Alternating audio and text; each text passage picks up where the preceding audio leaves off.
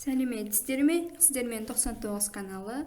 Бүгінгі сабақтың тақырыбы рекомбинантты дезоксирибонуклеин қышқылы ұғымы, алу тәсілдері және қолданылуы.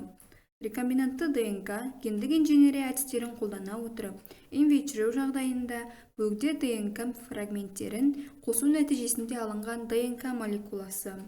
Векторлық ДНК молекулаларын қосу нәтижесінде алынған рекомбинантты ДНК белгілі бір ие жасушада, синтезі мүмкіндігінше сол ие жасушада өтетін өнімдік кодтайтын ДНК мен репликацияға қабілетті. Гендік инженерияда жасалатын рекомбинантты ДНК-ны сол сияқты химералық типте атайды. Олар әртүрлі мақсаттар үшін, соның ішінде адамның иммундық тапшылығы вирусына мақсатты түрде әсер ету үшін жасалады. Гендік инженерия техникасы бірнеше жүйелі іс-шарадан тұрады. Қажет генді бөліп алу, оны репликацияға қабілетті генетикалық элементтерге ендіру, векторды реципиент организмге енгізу, қажет генді немесе гендерді иеленген жасушаларды сәйкестендіру және іріктеу.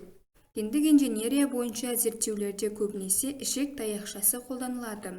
Бұл бактерия геномы мембранада және цитозөлдегі жүзіп жүретін плазмидаларға бекінген бір хромосомамен көрсетілген. Плазмида сақиналы ДНК. Ол негізгі ДНК молекуласынан шамамен 1000 есе кіші. Жасушада әртүрлі плазмида болуы мүмкін және олардың әрқайсының көптеген көшірмелері болады.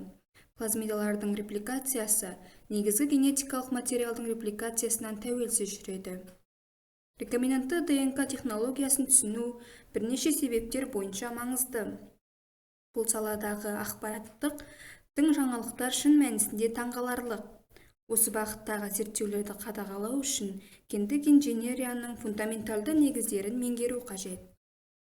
Қазіргі уақытта бірқатар аурулардың молекулалық табиғатын зерттеу стратегиясы жасалған.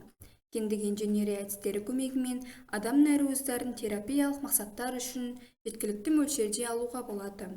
Гендік инженерия нәруыздық вакциналар мен диагностикалық мақсаттар үшін нәруыздық препараттар алудың жаңа мүмкіндіктерін ашты.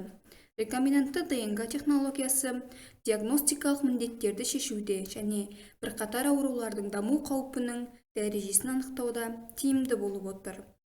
Орақ жасушалы анемия, талассемия және тағы басқа ауруларға гендік терапия қолдану мүмкіндігі пайда болды. Бактерияларға ендірілген синтезделген гендер көмегімен бірқатар заттарды, оның ішінде гормондар мен интерферон алуға болады. Оларды өндіру биотехнологияның маңызды саласы болып табылады. Интерферон организмнің вирустық инфекцияға қарсы жауап ретінде синтездейтін нәруызы. Ол қазіргі қатерлі ісік және житсті емдеу мүмкіндігі бар құрал ретінде зерттеліп келеді. 1 литр бактерия өсіріндісі беретін интерферон мөлшерін алу үшін адамның 1000 литр қаны қажет. Бұл затты жаппай өндіру өте тиімді екені белгілі. Сонымен қатар диабетті емдеуде қажет инсулинді микробиологиялық синтездеу арқылы өте маңызды. Гендік инженерия әдістерімен бірқатар вакциналарды жасау мүмкін болды. Қазір олардың житс тудыратын адамның иммундық тапшылығы вирусына қарсы тиімділігін тексеру үшін сынақтар жүргізілуде. Рекомбинантты ДНК-ға байланысты медицинаның тағы бір перспективалы бағыты гендік терапия. Әлі тәжірибелік сатыдағы бұл жұмыстарға организмнің ісікпен күресу үшін күшті ісікке қарсы ферменттерді кодтайтын гендік инженерия әдісі бойынша құрастырылған ген көшірмесі енгізіледі. Сонымен қатар гендік терапияны иммундық жүйенің тұқым қуалайтын бұзылуларына қолдана бастады. Назарларыңызға рахмет.